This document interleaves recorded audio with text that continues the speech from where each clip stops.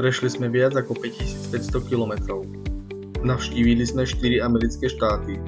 Videli sme krásne národné parky a veľkomestá.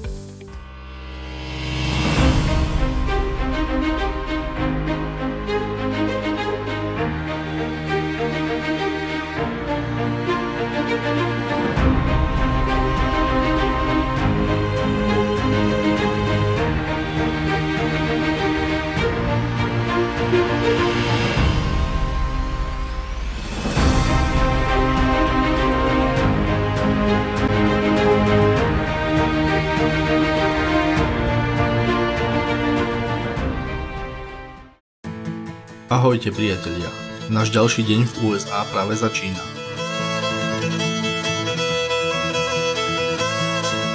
Po raňajkách odchádzame z hotela, ktorý je zariadený v krásnom westernovom štýle.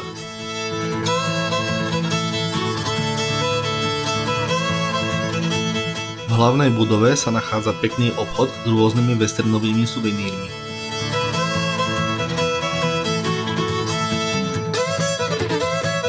Oproti hotelu sa nachádza westernová ulička, kde si viete objednať výlet na koňoch. Nachádzajú sa tu aj originálne westernové obchodíky s jedlom, zmrzlinou a suvenírmi. Bolo skoro ráno a preto bolo ešte všetko zatvorené. Dnes navštívime národný park Bryce Canyon v štáte Utah, ktorý sa odtiaľ nachádza len 10 minút jazdy autom.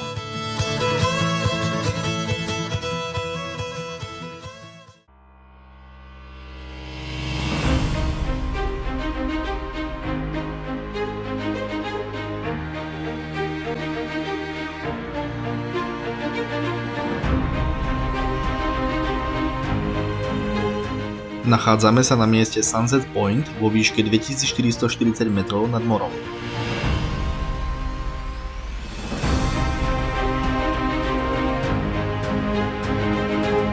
Hneď po príchode sa nám naskytli neuveriteľné výhľady.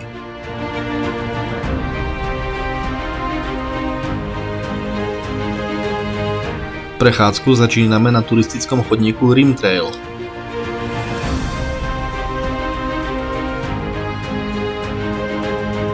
Národný park Bryce Canyon nás skutočne prekvapil. Takúto krásu sme nečakali.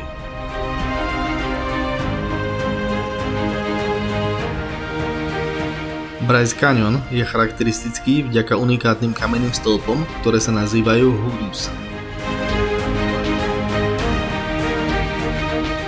Hoodoos vznikajú vodnou a ľadovou eróziou. Voda zateká do prasklín v skalách a následný nočný pokles teploty ju zmrazí na ľad. Ľad zväčší objem a skaly praskajú a formujú tieto unikátne stĺpy.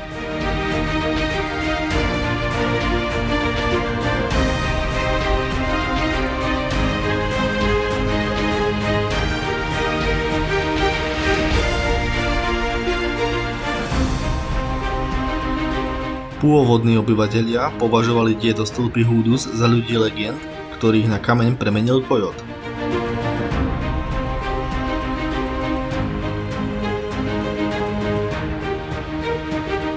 Tento napravo vyzerá ako E.T. mimozemšťan.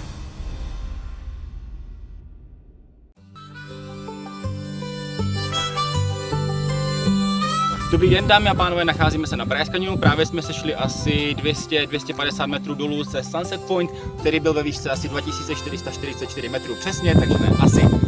Kolem nás se tady nachází jedna z nejkrásnějších přírodních scenérií na celém světě, které se jmenuje hoodoos. Jsou to vlastně takové skalní útvary, které jsou formovány postupem času, jak vodní, tak chemickou erozí.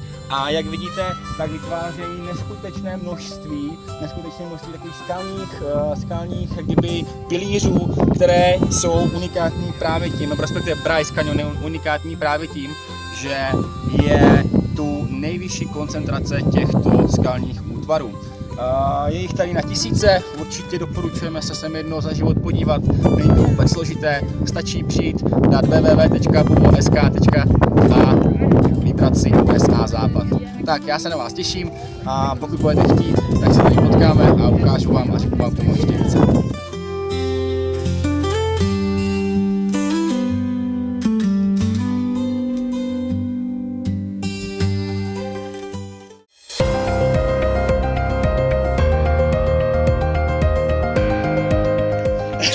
republice Zažíval jsem došlo vlastně k oči. zajímavé situaci.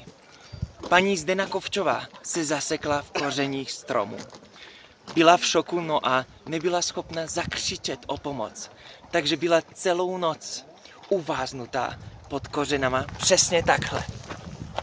No tu som sa takto ocitla a zrazu som nevedela, mal som akýsi šok a nevedela som, čo mám delať. No jediné, čo mi zbývalo, viete, bola zima a jediné, čo mi zbývalo, zahrívať sa svojou vlastnou močou. No, tak tuto som strávila noc a pak mňa až ráno našli. Pani Zdena sa snažila nejako zavolať o pomoc. Aj napriek tomu, že jej priatelia chodili okolo nej, ju nemohli nájsť kvôli veľkej tme. Pani Zdena sa snažila klopať na korene, ale nebolo to úspešné. Takto som klepal celú dlhú noc a nikto neprišiel. Bol to veľmi traumatický zážitok, preto všetci ostatní dávajte si pozor, keď budete cestovať po našich lesoch. Ďalej pokračujeme po trase Queen's Garden Trail.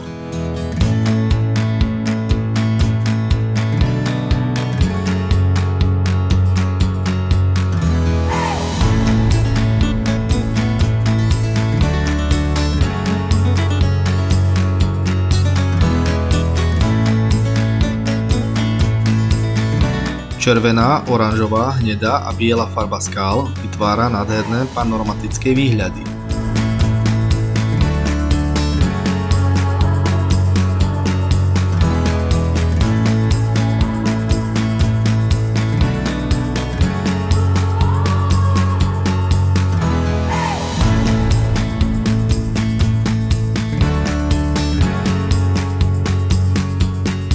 Kľukatou uličkou schádzame do údolia kaňonu, pričom prejdeme cez dva tunely vysekané do skaly.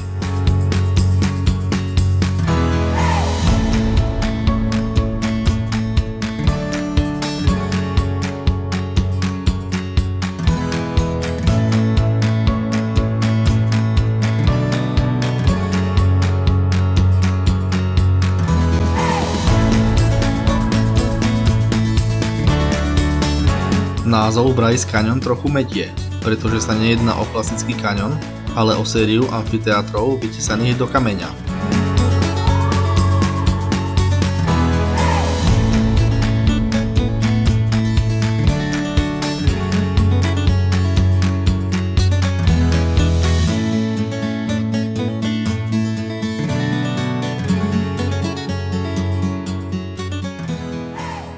Bryce Canyon vyzerá z každého uhla pohľadu inak a my si túto túru užívame na maximum.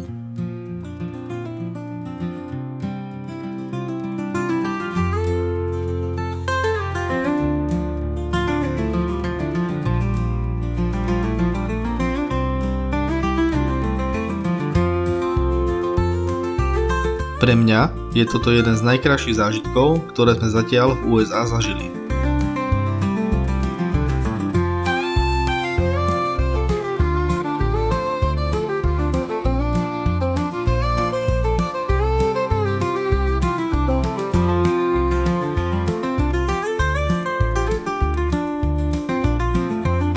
V údolí sa napojíme na chodník Navajo Loop Trail a začíname stúpať hore.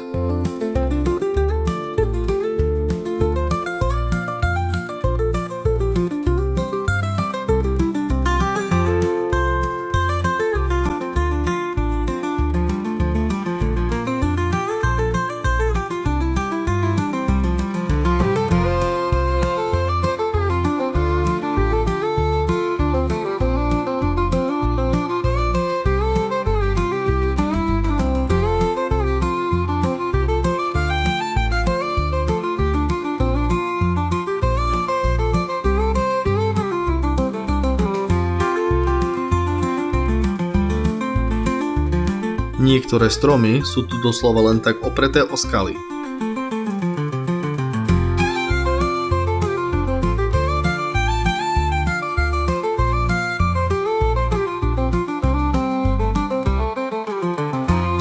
Pred nami je najväčšie stúpanie kľukatým chodníkom.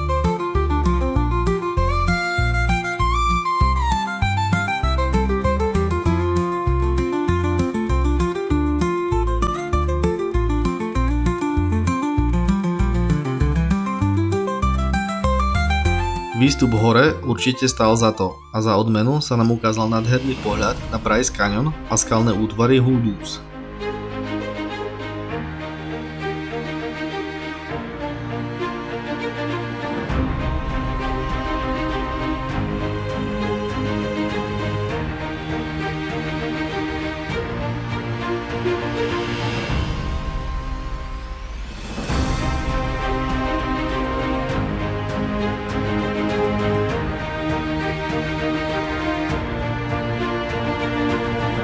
Vzhľadom na vysokú nadmorskú výšku, tu už na jeseň napadne prvý sneh.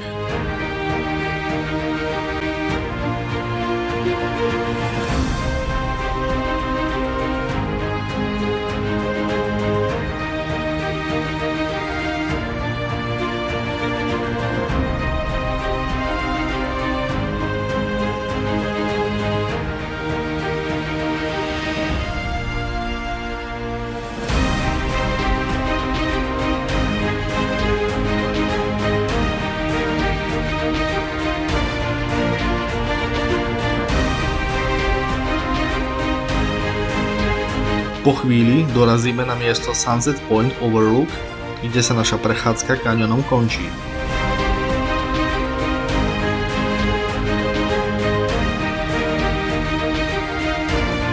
Autom sa presunieme ďalej a zastavíme na vyhliadkovom mieste Natural Bridge.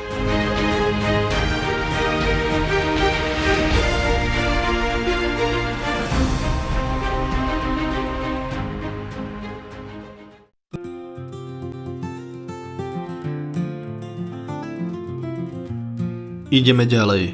Opúšťame krásny národný park Bryce Canyon, ktorý sme si zamilovali.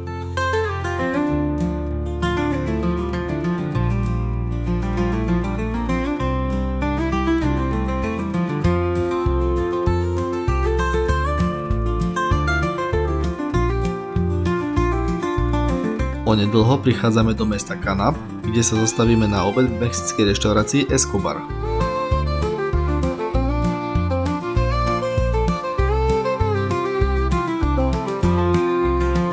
Ochutnáme rôzne mexické špeciality a pivo.